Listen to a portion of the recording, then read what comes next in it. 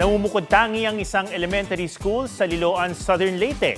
Sa class of 2026, iisa lang ang naka-enroll at siya lang din ang bukod tanging graduate. Pusuan na yan sa report ni Darlene Kai. Sa lahat na yata ng graduation ng class of 2026, ang commencement exercises ng Bahay Elementary School, bukod tangi. Saksi ang mga guro at mga bisita sa pagmarcha ng kanilang bukod tanging graduate, si Nico Angel S. Herodias.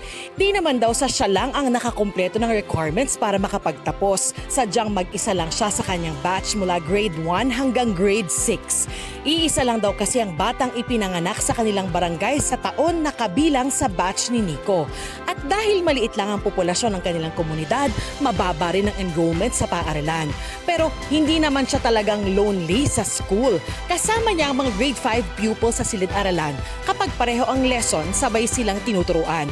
Pero kapag magkaiba ang competency, one-on-one session siya with teacher. Kakaiba man ang setup, nagsumikap talaga si Nico.